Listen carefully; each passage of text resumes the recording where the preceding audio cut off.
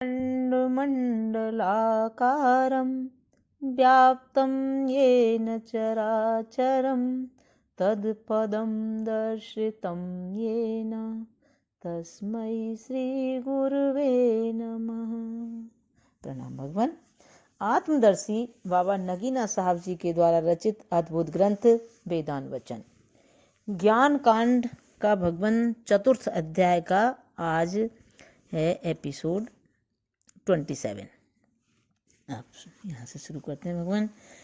किंतु जहाँ यह अद्वैत द्वैत की तरह होता है वहाँ पर दूसरा दूसरों को देखता है, तो वहाँ पर दूसरा दूसरों को देखता है, दूसरा दूसरों को सूंघता है, दूसरा दूसरों का स्वाद लेता है, दूसरा दूसरों से बोलता है, दूसरा दूसरों को सुनता है, दूसरा दूसरों को सोचता है, दूसरा दूसरों को छूता है, दूसरा दूसरों को जानता है।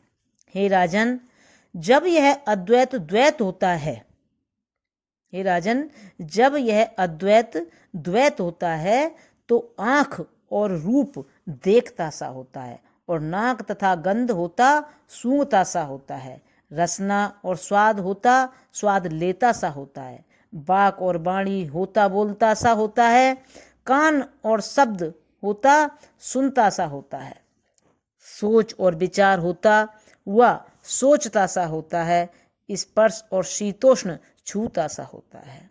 हे राजन, वह एकत्व और यह अनेकत्व दोनों उसके कमाल यानी परिपूर्णताएं हैं, किंतु वह एकत्व तो उसका सच्चा कमाल है और यह अनेकत्व असत्य या मिथ्या है।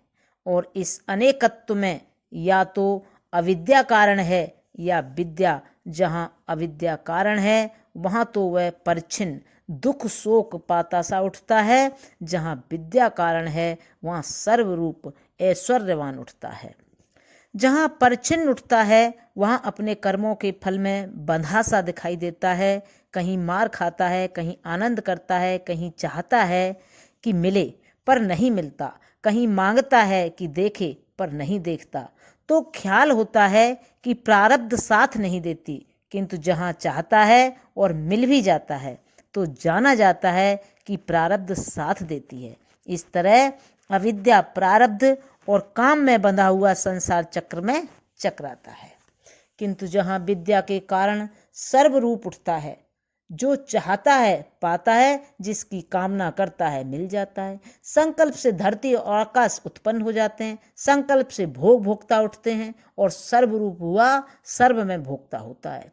किंतु दुखों का आधार होता है, भोक्ता तो नहीं होता। तो कहा जाता है कि अपने कर्मों का कैदी बंधा हुआ नहीं वरन सर्वशक्तिमान है, इसलिए वह असक्तता और आवश्यकता यानी न्यूनता अविद्या के कारण उसमें आरोपित होती है, और यह शक्तिमत्ता और कमाल विद्या के कारण आ जाते हैं। किंतु वास्तव में दोनों अपने से अन्य व भिन्न हैं, और उनमें यही आत्मा अकेला यानी अद्वैत है।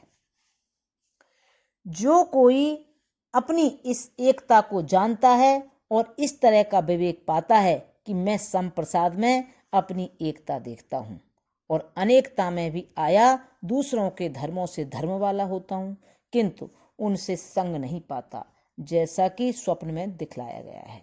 तो इसी विद्या के कारण यहाँ तो नियत समय तक दुख पाता हुआ भी नहीं पाता, किंतु मृत्यु के पश्चात सुख पाता हुआ भी पा जाता है और कर्म बंधन से निकल जाता है। इसीलिए इस ज्ञान पर यह दूसरा मिथ्या कमाल मुफ्त में मिल जाता है, यही प्रसाद है।